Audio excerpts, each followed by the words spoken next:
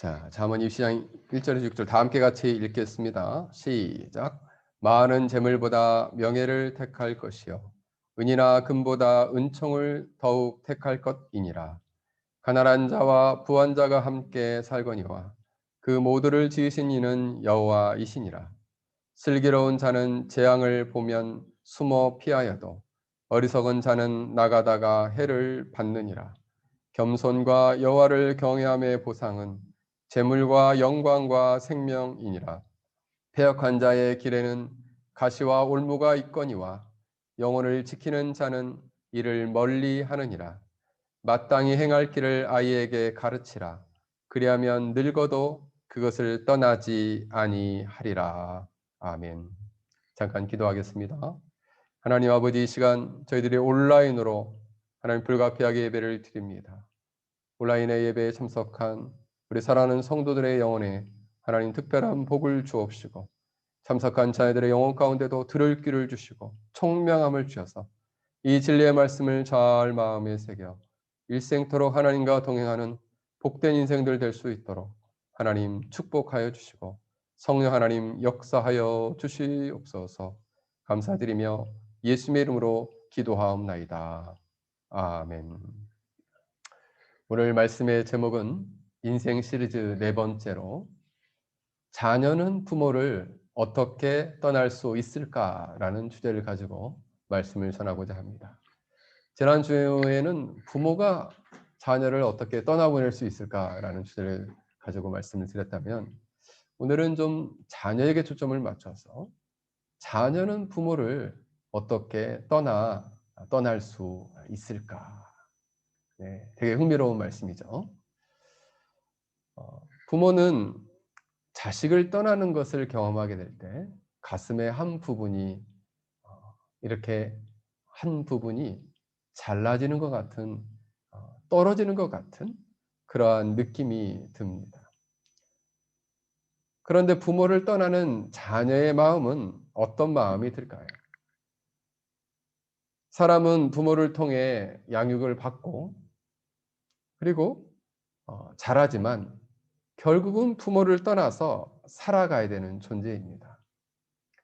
그렇게 부모를 떠나서 살아가는 그러한 과정은 매우 한 인간이 되어가는 자연스러운 성장의 부분이다라는 사실입니다. 보통 서양의 경우는 만 18세가 되면은 부모를 떠나서 독립하는 것이 매우 자연스럽게 받아들여집니다. 우리나라 같은 경우는 이제 결혼을 하거나 군대를 가거나 이럴 때 보통 떠나죠. 그러나 우리 아이들처럼 이렇게 해외에서 공부한 친구들은 외국에 가게 되거나 이때 부모를 떠나게 되죠. 그죠? 그리고 이제 고국에 귀국해서 군대를 갈 때 부모를 떠나게 되죠. 자녀가 부모를 떠난다는 것은 육체만 떠나는 것이 아닙니다. 영적으로 또 정서적으로 그리고 정신적으로 떠나는 것을 의미하고 부모의 영향력을 벗어나는 것을 의미합니다. 누군가의 영향력을 벗어나서 스스로의 영향력을 찾아가는 것이 결국 스스로의 자아와 자신의 삶을 찾아가는 과정인 것입니다. 타자의 영향력으로 벗어나서 자신의 사고나 감정과 의지를 스스로 주관적으로 주관하면서 살아가게 될 때 그 사람이 한 인간으로서 우뚝 존재하고 서게 되는 것입니다. 그런데 요즘 자녀들이 부모를 떠나지 못하는 경우가 있고, 그리고 나이가 들어서도 점점점 의존하며 살아가는 자녀들이 많이 있다는 사실이에요. 그래서 한국에도 캥거루족이라는 신조어가 나왔는데, 가정을 꾸린 후에도 부모의 경제력에 얹혀 사는 세대를 가리킨다고 합니다. 자라 증후군이라는 단어도 나왔는데 유사시에 부모의 보호 아래 숨어든다는 의미입니다. 일본에서도 이와 비슷한 단어가 있는데 기생충과 미혼이라는 단어를 합쳐서 패러사이드 싱글족이라는 단어가 생겨났다고 합니다. 자녀뿐만 아니라 부모도 이 아이를 떠나보내지 못해서 자녀의 일을 나이가 다 컸는데도 불구하고 일일이 간섭해가지고 이래라 저래라 과잉보호로 하는 그런 헬리콥터 맘이라는 단어가 한국에도 생겼다고 합니다. 그리고 자녀가 각종 사고를 저지르면 그 사고를 다 처리해주는 제설차 엄마라는 그런 말도 생겼다고 합니다. 그러니 부모가 자식을 떠나보내거나 자식이 부모를 떠나는 것이 결코 쉬운 일이 아닌 것을 보게 됩니다. 그렇다면 하나님의 자녀요 그리고 하나님의 백성인 이처럼 자녀들이 부모를 떠날 때에는 어떠한 준비가 이루어질 때 부모를 떠날 수 있느냐는 것입니다. 과연 자식이 부모를 어떻게 떠날 수 있겠는가? 오늘 잠언 기자는 지혜로운 자는 자신의 영혼을 지키고 가시나 올무가 있는 패역한 자의 길을 걷지 않는다라고 말씀하고 있습니다. 패역한 자라는 단어는 이케시라는 단어인데 이 단어는 아카시라는 단어에서 왔습니다. 이 단어의 말뜻은 비틀어지고 구부러지고 왜곡된 이란 단어인데 마치 우리가 어릴 적에 아이들 머리를 이렇게 돌돌돌 이렇게 이렇게 꼬아가지고 머리를 이렇게 만들어주죠. 머리를 이렇게 꼬아가지고 마치 머리를 꼬고 뒤틀어서 치장하는 것처럼 자신의 인생의 길이 뒤틀어지고 그리고 어그러져서 타락과 범죄의 길을 걸어가는 그런 왜곡된 삶을 표현하는 거죠.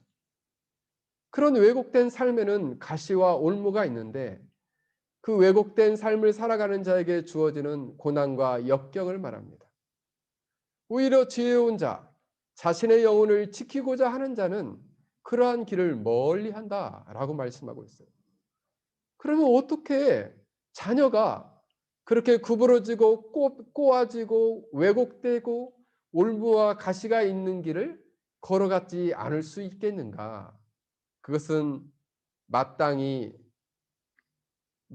행할 길을 가르침을 받았기 때문이다라는 사실입니다.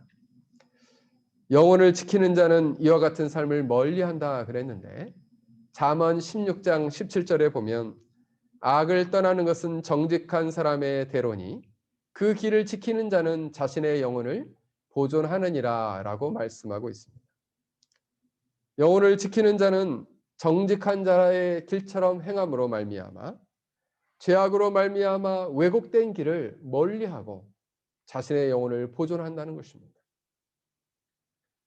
그러니 이 사람은 항상 죄악된 길, 왜그러지고 왜곡된 길에 대해서 경계심을 가지고 깨어서 스스로 조심한다라는 말씀인 것입니다.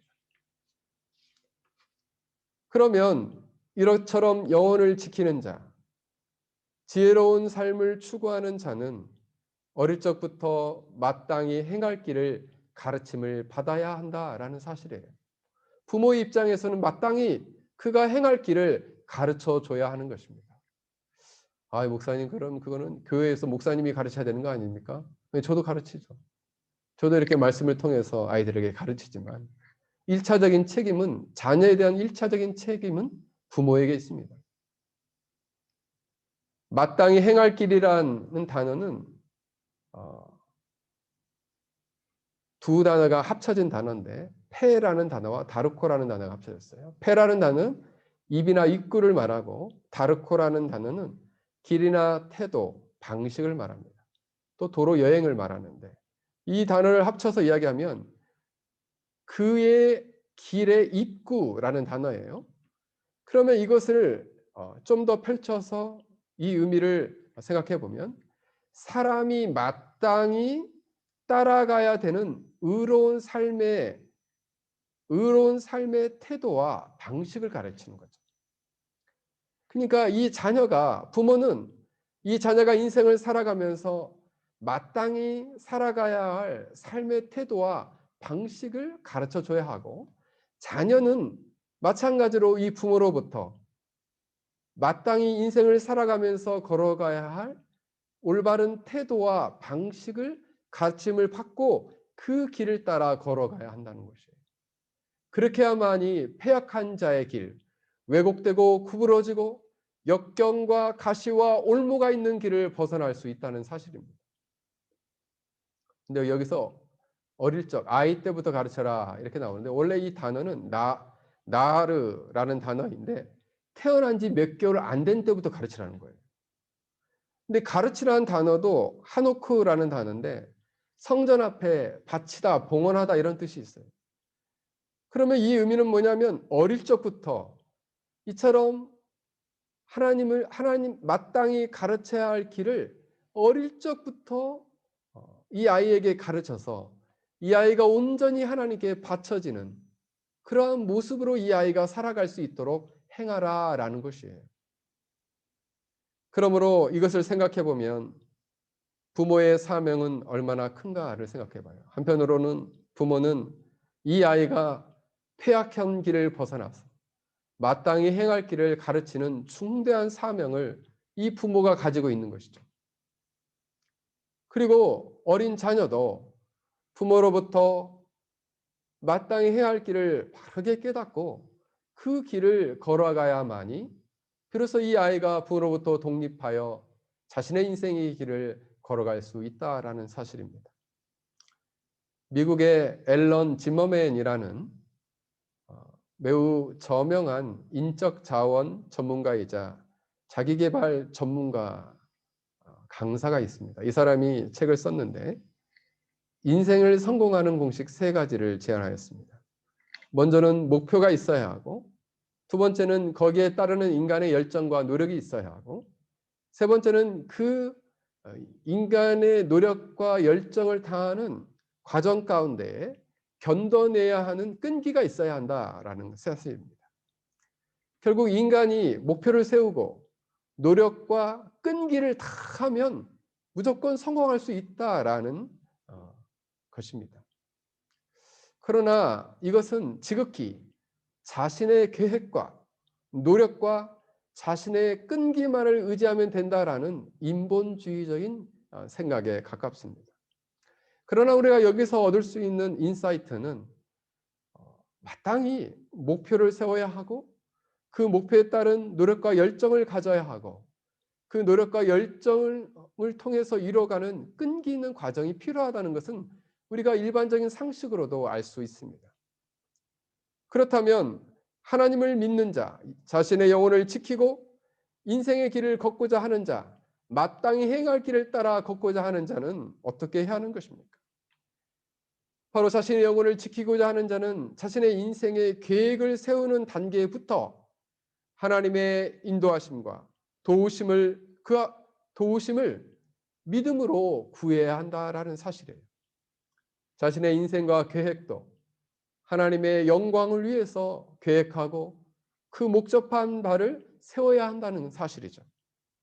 그리고 그가 열정을 가지고 노력을 쏟는 모든 시작부터 그 모든 과정 하나하나까지도 스스로 행하는 것이 아니라 하나님을 의지하는 매 순간 하나님을 의지하는 믿음으로 그가 살아가야 한다는 사실입니다. 그리고 견디는 것도 끈기 있게 견디는 것도 내가 깡으로 악으로 나의 본성적인 힘을 의지하여 견디는 것이 아니라 하나님이 매일매일 부으시는 생명적 은혜를 의지하고 진리의 말씀과 성령의 은혜를 통해 부어지는 생명적 은혜를 의지하여 견디고 인내를 온전히 이뤄가는 것이죠.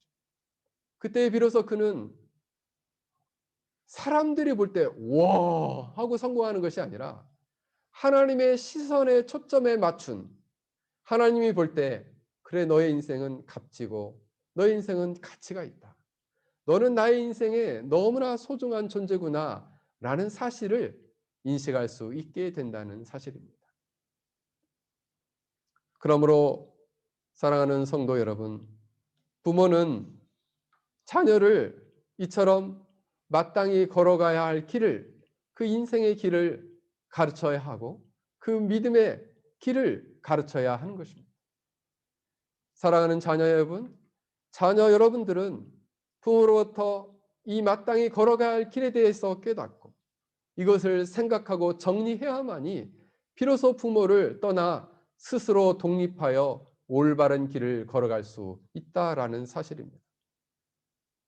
사랑하는 자녀 여러분, 여러분은 이처럼 자신의 올바른 인생의 길에 대해서 진지하게 생각하고 그것을 이해하고 생각을 바로 정립하고 있습니까? 또한 그 길의 시작부터 매 순간순간 과정까지 하나님을 의지하는 믿음으로 서 있을 준비가 되어 있습니까? 만약 그 준비가 되어 있다면 여러분들은 부모를 떠나 여러분의 스스로의 인생의 길을 걸어갈 수 있게 될 것입니다. 여러분들이 그러한 인생의 길을 걸어갈 수 있기를 주의 이름으로 간절히 축원합니다. 그렇다면 자녀들이 마땅히 걸어가야 할 구체적인 길은 어떠한 길이 있을까요? 오늘 6절 말씀처럼 마땅히 해야 할 길을 아이에게 가르치라. 그리하면 늙어도 그것을 떠나지 아니한다 말씀하고 있습니다. 사랑하는 성도 여러분, 아이들을 한번 가르쳐 놓으면 그때는 그냥 귓등으로 듣는 마는 둥 합니다. 그러나 이것이 뿌리가 생겨서 아이의 영혼 가운데 깊이 심겨지면 이게 평생 그 아이의 인생을 지배하게 되고 그 아이의 인생 가운데 울리는 메아리처럼 교훈을 준다는 사실을 여러분 명심해야 합니다. 그러므로 자녀는 어릴 적부터 바로 이 부모를 떠나기 위해서 홀로 서기 위해서는 말씀의 길을 따라 걸음으로 인생의 목적을 알고 그리고 올바른 인생의 길을 걸어갈 수 있다라는 사실을 자녀들은 명심해야 합니다. 즉 부모를 떠나기 위해서는 마땅히 행할 길을 말씀을 통해 배우고 그곳에서 인생의 목적을 찾아야 한다라는 사실이에요. 여러분, 말씀의 핵심적 원리와 내용은 교리입니다.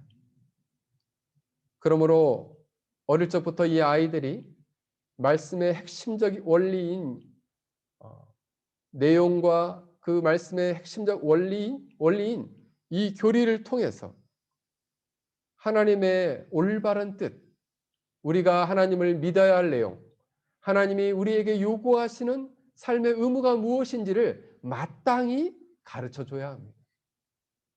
그럼 목사님, 교리는 목사님만 가르치는 거 아닙니까? 아니요. 부모가 원래 가르쳐야죠. 부모가 잘 못 가르치면 부모가 1차적으로 가르치는 것이 부모의 사명이고 교회에서는 마땅히 가르치는 것이고 이걸 모두 목사님이 다 알아서 해주세요. 저는 제 사명을 다 하죠. 그러나 부모들도 이 말씀의 핵심적인 원리를 이 아이가 어릴 적부터 귀에 딱지가 않도록 잘 가르쳐 줘야 하는 것입니다. 교리뿐만 아니라 또한 성경 전체에 흐르고 있는 하나님의 커다란 구속의 경륜, 하나님이 계획하시고 뜻하신 바가 시간과 역사 안에서 이 구원의 역사가 어떻게 흘러가고 있는고 그리고 이 구원의 역사가 역사 속에 어떻게 흘러왔고 장차 이 구원의 역사가 어떻게 완성될 것인지 그리고 나는 이 구원의 역사를 이뤄가는데 어떠한 사명을 감당하면서 살아가야 할지를 가르쳐 줘야 한다는 거죠. 그러면서 이 아이가 이 거룩한 교리의 말씀을 통해서 성경에 나타난 하나님의 뜻을 깨닫고 구원의 거룩한 경륜을 깨달아서 아이가 생각하는 거죠. 그러면 나는 내 인생의 목적과 목표를 어디에 두고 살아가야 할 것인가? 그죠? 내가 인생의 비전과 목표를 세울 때 나는 내 인생과 비전을 어디에 두고 살아가야 할 것인가를 고민하게 되는 것입니다. 만약 이 아이가 하나님의 영광을 위해서 이처럼 하나님 나라의 비전을 위해서 인생의 목표를 세우고 열정을 다하고 노력을 다하고 그리고 끈기 있게 그 과정 속에서 하나님을 의지하며 살아간다면 그 아이의 인생은 하나님 앞에 성공한 인생이 될 것입니다. 많은 사람이 우아하지 않아도 하나님께서 우리 부모에게는 이렇게 이야기할 거예요. 참 아이 잘 키웠다. 말씀으로 잘 양육했다. 말씀하실 겁니다. 자녀들도 그 인생에 대해서 하나님이 복되다라고 말씀해 주시고 칭찬해 주실 것입니다. 그러므로 여러분, 아이들을 키울 때 인생의 목적을 아는 아이로 키워야지 아이를 하나님 나라의 큰 일꾼으로 세울 수 있습니다. 인생의 목적을 아는 아이로 키워라. 부모들은 이것을 머리에 탁 박으세요. 인생의 목적이 무엇을 아는 아이로 키워라. 근데 요즘은 참 문제가 뭐냐면 아이들이 비전과 꿈이 없다는 것이 문제죠. 너 뭐 하고 싶니? 몰라요. 뭐 하고 싶냐니까 모른다니까요. 사실 모르는 것은 자랑이 아니에요. 우리 자녀들도 엄마 아빠 물어보면 나 몰라. 몰라. 자랑이 아니에요. 하나님께서 특별한 은혜를 주시면 어릴 적에 깊이 회심해서 어릴 적부터 인생의 목적을 아는 애가 있어요. 그렇다면 그 애는 진짜 복받은 애죠. 그러면 나는 이제 고3이 돼가지고 곧 부모 곁을 떠나야 되는데 나 아직까지 잘 모르면 어떻게 해야 되나요? 이제 차차 알아가면 됩니다. 그런데 구해야죠. 하나님, 저는 하나님 나라와 영광을 위해서 제가 이런 꿈과 비전을 가지고 살아가고 싶은데 저는 어떤 인생을 살면 좋을까요? 라고 물어야죠. 여러분, 인생의 목적은 처음부터 완벽하게 세워지는 것은 아니에요. 인생을 살면서 차차로 구체화되고 더 또렷하게 되는 거죠. 처음에는 그래 나는 하나님의 영광을 위해 살아야지. 이렇게 크게 잡아도 돼요. 잠언 16장 9절 말씀처럼 사람이 마음으로 자기의 길을 계획할지라도 그 걸음을 인도하시는 이는 여호와시니라 말씀하고 있습니다. 우리가 어릴 적부터 꿈을 갖고 비전을 가지고 자기의 길을 계획하십시오. 그리고 하나님을 의지하세요. 그러면 하나님께서 한 걸음 한 걸음 하나님의 거룩한 뜻과 계획 가운데 우리 자녀들의 삶을 인도해 주실 거예요. 그래서 제가 청년들을 섬기면서 청년들이 참 자신의 진로의 문제를 고민할 때 저는 항상 그 두 가지를 이야기했습니다. 너가 하나님 앞에서 기도를 해라. 그러면서 생각해봐라. 너는 뭘 잘하는지, 그리고 뭘 좋아하는지. 잘하고 좋아하는 것을 하되 너 자신의 영광과 행복을 위해 하지 말고 하나님의 영광과 하나님의 나라를 위해서 해라. 그러면 너의 인생이 복되게 될 것이다. 사랑하는 자녀 여러분, 여러분들은 부모를 떠나 홀로 서기 전에 성경적인 핵심적 원리인 교례의 말씀을 잘 배워야 합니다. 더 나아가서는 성경 전체에 흐르고 있는 하나님 나라의 커다란 구속의 경륜을 깨닫고 나는 그 하나님 나라와 영광을 위해 어떻게 살아갈 것인가를 진지하게 고민해야 합니다. 그런 가운데 자신의 인생에 대해서 목표하는 바를 세워야 합니다. 우리 여기 있는 우리 주일학교 어린 생명들도 어릴 적부터 꿈을 가져야 돼요. 인생의 목표를 세워야 돼요. 하나님의 뜻 안에서 하나님이 기뻐하시는 모습이 무엇일까를 생각하며 기도하시길 바랍니다. 그리고 그 아이가 말씀 안에서 그러한 꿈을 점점점 키우게 될 때 하나님께서 그 아이를 얼마나 기뻐하시겠어요. 하나님과 사람들 앞에 은총을 받으며 사랑스러워져 가게 될 것입니다. 마치 사무엘처럼, 마치 예수님처럼. 사랑하는 자녀 여러분, 부모를 떠나기 전에 여러분들은 여러분의 믿음으로 굳게 서야 하는 것입니다. 이러한 자녀들이 되길 주의 이름으로 간절히 축원합니다. 두 번째로 자녀가 부모를 떠나 홀로 서기 위해서는 하나님을 경외하고 하나님과 사람 앞에 겸손한 태도를 가지고 살아가야 합니다. 오늘 22절 4절에 보면 겸손과 하나님 여호와를 경외함의 보상은 재물과 영광과 생명이니라 라고 말씀하고 있습니다. 여러분, 오늘 본문에 나오는 여호와를 경외한다라는 말은 이르아트 야훼 여호와라는 말인데 이르와트 예후화라는 단어는 여호와 하나님을 무서워한다기보다는 하나님의 속성과 하나님의 성품과 사역에 대해서 정확히 알고 그리고 그것에 대해서 존중히 여기며 기꺼이 순종하고 그리고 그 공경하는 마음으로 하나님을 예배하고자 하는 그런 마음의 상태를 가르치는 거예요. 그 마음의 자세와 태도를 가르치는 거예요. 그러니까 경외하다는 것은 하나님을 존중히 여기면서 하나님이 어떠한 분이신가를 정확히 알고 마음으로 존중히 여기며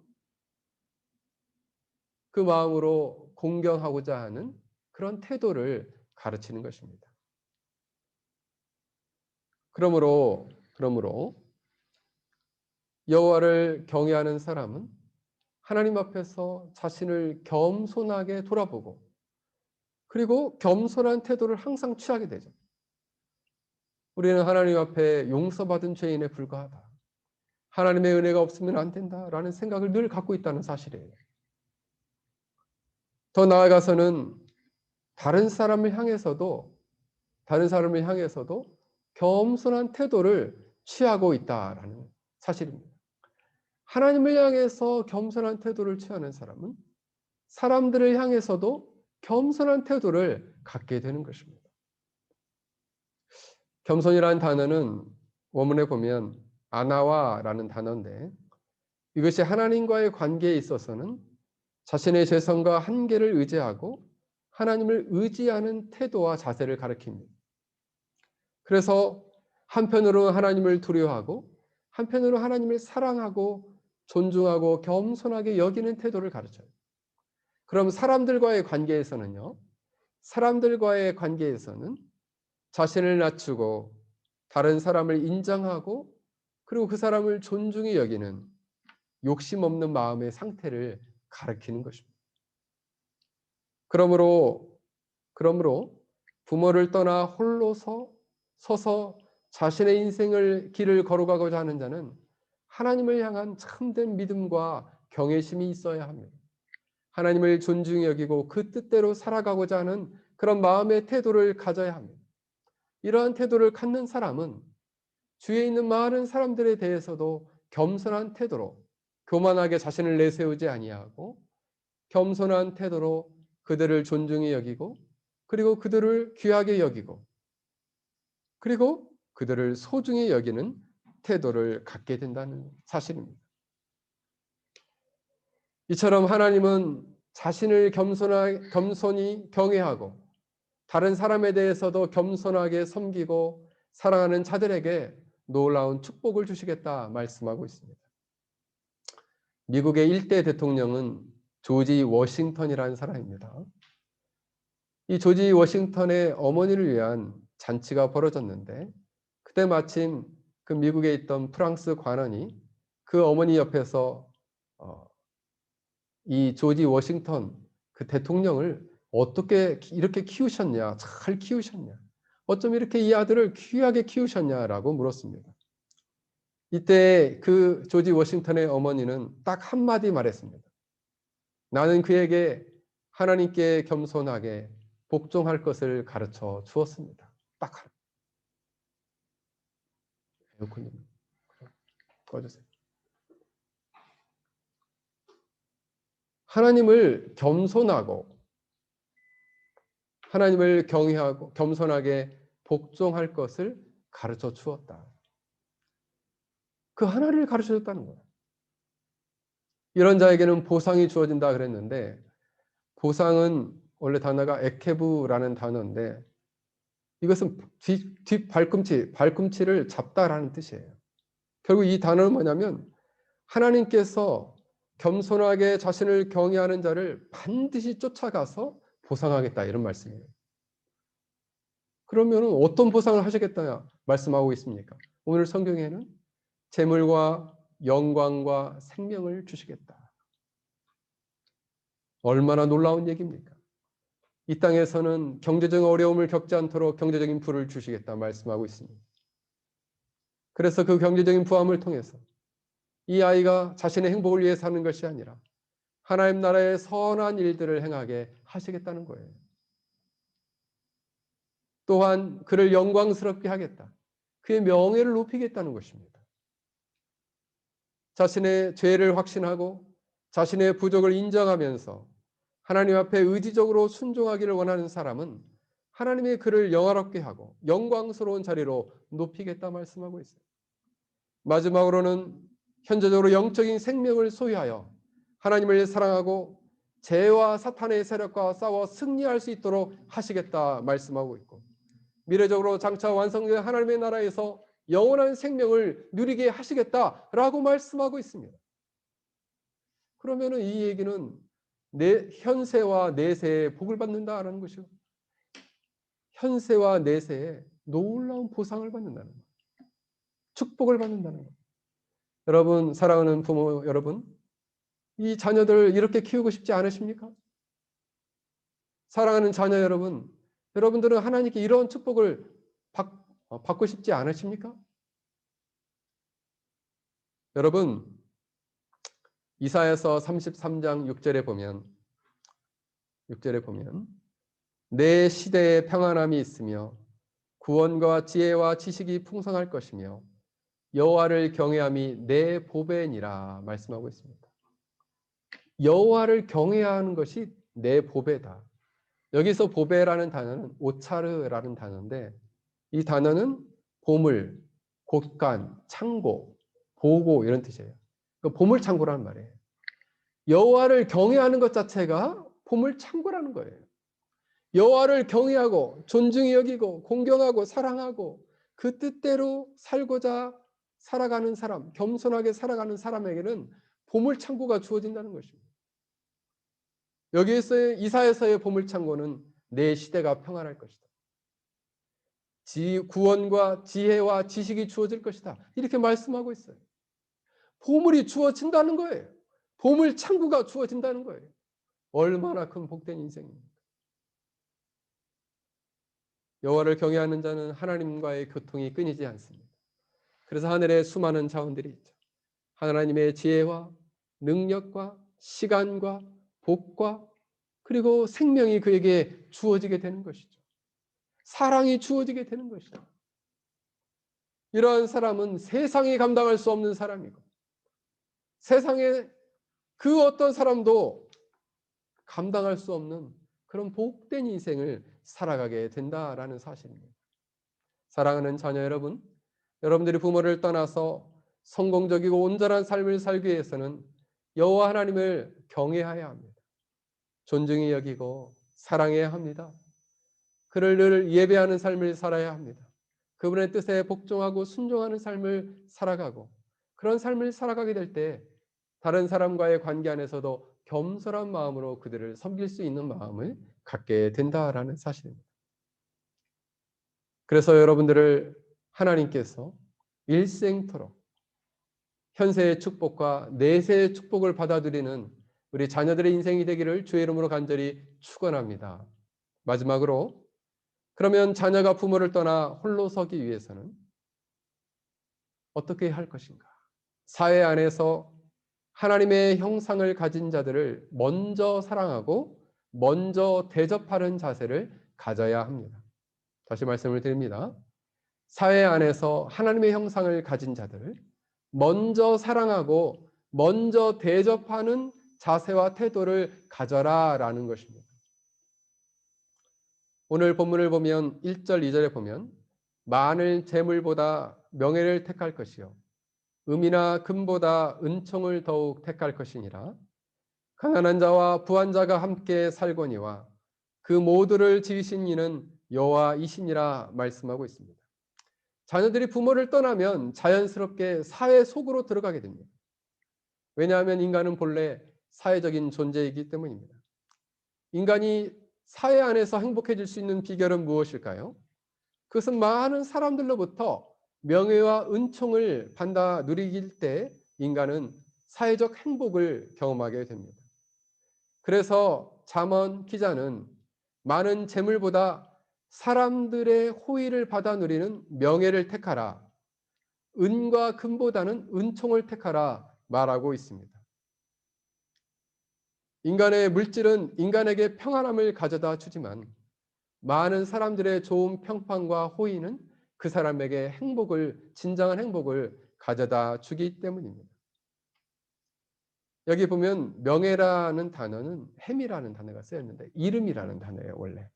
그래서 그 사람의 존재와 성품과 평판, 그 사람의 특별한 삶의 행동과 모습에 대한 그런 칭찬을 듣는 것을 말해요.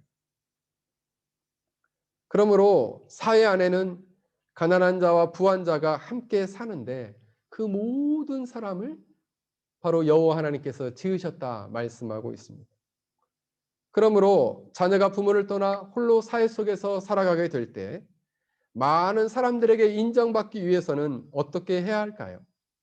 그것은 바로 자신의 이름이 많은 사람들에게 명예롭게 인정받기 위해서는 오늘 본문의 말씀처럼 마태복음 7장 12절에 보면 이런 말씀이 있습니다. 그러므로 무엇이든지 남에게 대접받고자 하는 대로 너희도 남을 대접하라. 이것이 율법이요 선지자니라. 누가복음 6장 31절에도 남에게 대접을 받고자 하는 대로 너희도 남을 대접하라. 이것이 일명 하나님의 율법의 황금률이라 말씀합니다.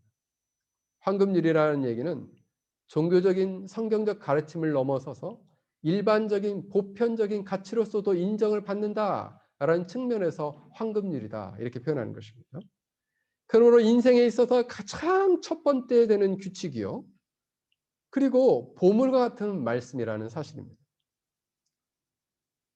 여기서 자신이 대접받기 위해서 남을 대접하라는 얘기가 아니에요.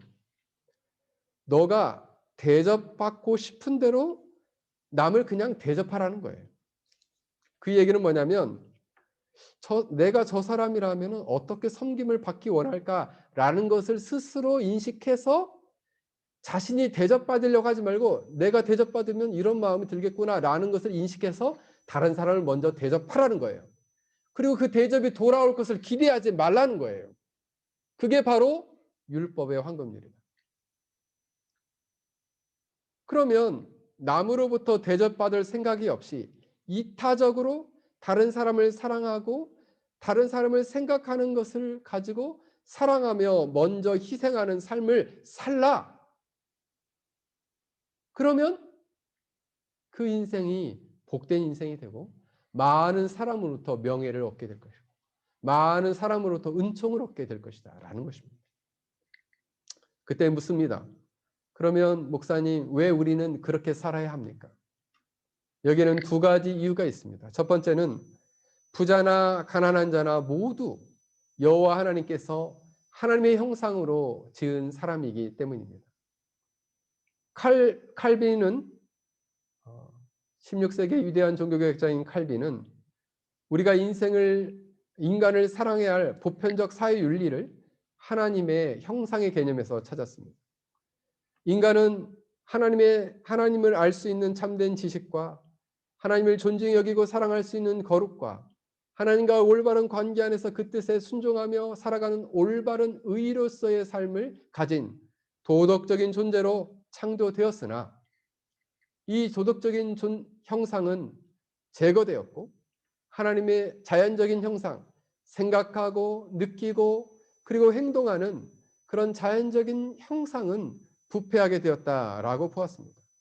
그럼에도 불구하고 부패한 많은 자연적 형상을 가져가고 살아가는 사람들 안에도 우리가 예수 그리스도의 눈으로 예수 그리스도를 통하여 그들을 보면 그들 역시도 하나님의 형상으로 회복되어져야 할 존재라는 사실을 깨닫게 된다는 것이죠. 왜냐하면 예수님은 하나님의 형상이에요. 그들도 예수님을 만나게 되면 그들 역시도 하나님의 도덕적 형상을 회복하고 하나님을 알고 사랑하고 하나님의 뜻에 순종하며 살아갈 수 있는 복된 인생이 될 수 있다는 사실을 깨닫고 그들조차도 예수를 믿지 않는 사람조차도 하나님의 형상으로 여기고 그들을 사랑하라라는 것입니다. 그들을 먼저 대접하고 그들을 먼저 이타적으로 섬기며 사랑하라는 거예요. 이것이 그렇게 되면 너희들은 좋은 평판과 은총과 명예를 얻게 될 것이다 라고 말씀하고 있습니다. 우리가 이처럼 다른 사람에게 희생하고 봉사해야 되는 두 번째 이유는 먼저 우리는 이러한 사랑을 입은 자고 먼저 우리는 이처럼 하나님의 은혜를 받은 사람이기 때문입니다. 그러므로 하나님께 사랑과 은혜를 먼저 받은 사람은 사랑과 은혜를 가지고 먼저 그들을 받을 생각하지 말고 섬기라. 그러면 많은 사람이 너를 영예롭게 하고 너에게 은총을 줄 것이다 라고 말씀하고 있습니다. 몇 년 전에 제가 한 기사를 본 적이 있는데 미국의 우리 한국 사람인데 전혜성이라는 매우 나이 연세가 많으신 분이신데 그분이 인터뷰한 기사를 보게 됐습니다. 이분은 자녀가 6이었는데 그 자녀들이 미국의 최고의 대학들을 나왔어요. 하버드와 예일대를 나왔다는 거죠. 그래가지고 네 명은 교수가 되고 한 사람은 화가가 되고 한 사람은 또 의대에서 학생들을 가르치는 의대 교수가 됐어요. 그럴 때 이제 이야기를 한 거죠. 물어봤어요. 그래서 이 사람이 책을 썼는데 엘리트보다는 사람이 되어라라는 책을 썼다고 합니다. 그래서 이 사람은 그 책에서 두 가지를 강조했는데 하나는 뭐냐면 재승덕하지 말라. 이 말은 다른 말로 얘기하면 재주가 덕을 앞지거나 이겨서는 안 된다라는 가르침이고 두 번째는 공부를 잘하기 위해서 공부하는 것이 아니라 사회를 봉사하기 위해서 공부하라 라고 얘기했다는 거죠. 그러니까 이것을 좀 풀어보면 이런 얘기예요. 그녀는 자기가 잘 되면 잘 될수록 겸손하라 라는 얘기를 어릴 적에 어머니한테 들었다는 거죠. 자기가 어릴 적에 학교에서 100점을 맞았답니다. 그래서 어머니한테 가서 자랑하니까 어머니가 그랬다는 거죠. 얘야 2등한 친구가 얼마나 속상하겠니. 다른 친구들이 서운하지 않게 겸손하게 행동해라. 덕이 재주를 이겨야지. 근데 여러분 덕이라는 것이 뭘까? 성경적으로 해석을 해보니까 덕이라는 것은 뭐냐면 칭찬받을 만한 도덕적 본성을 가리키고 그 도덕적 본성은 마음의 질과 그 착한 마음의 질과 행동을 나타내는 것을 덕이라고 말합니다. 그러니까 하나님 보실 때에 마음의 그 아름다운 모습과 그 마음의 행동으로 드러난 그 덕스러운 인생을 말하는 것이에요. 도덕적 인생을 말하는 것이에요. 도덕이라는 것은 하나님 말씀에 부합한 덕. 그래서 도가 하나님 말씀이라면 덕은 거기에 부합한 삶이에요. 이것을 성경적으로 볼 때 도덕이라고 말합니다. 이것은 유교에서 말하는 도덕이 아니에요. 그러니까 이 아이가 그렇게 덕스러운 삶을 너가 가지고 있는 재능이나 능력보다 이겨야 된다. 이렇게 이야기했다는 것이죠. 근데 이것이 그 자녀들에게 영향을 미쳐서 6명의 아이들을 키우고 또 그 6명의 아이들이 손주를 낳아서 그 아이들을 키울 때 이 아이들이 손주들이 어떻게 장성했는가. 어떤 자녀는 법률가가 됐는데 그 손녀 중에서 법률가는 에이즈 환자들의 유언장을 만드는 예 봉사활동을 하고 또 어떤 손주는 주택이 없어서 고통당하는 사람들을 위해 헌신을 하면서 그 무주택자들의 주택 마련을 위해서 미국 대륙을 횡단하면서 기금을 마련해서 어려운 자를 돕는 일을 하고 그렇게 그러한 인생을 살도록 아이들이 변화가 되었다는 것이죠. 그러니까 우리는 근데 이분이 이런 올곧은 믿음 안에 서 있다는 사실이에요. 믿음으로 이 아이들을 가르쳤다. 근데 우리가 생각하게 됩니다. 사랑하는 성도 여러분, 우리가 자녀들을 양육할 때 우리는 어떠한 마음으로 이 아이들을 양육해야 할까요? 이 아이들이 하나님을 사랑하는 마음으로 먼저 남을 대접하고 사랑하고 또 사회에 공헌하는 이런 하나님 나라의 큰 일꾼이 되도록 이 아이들을 가르쳐야 합니다. 부모는 마땅히 아이들을 이렇게 가르쳐야 하고 아이들도 하나님 앞에서 이러한 비전을 가지고 남을 주의 사랑으로 먼저 섬기고 사랑하는 아이로 여러분 스스로가 자라가야 합니다.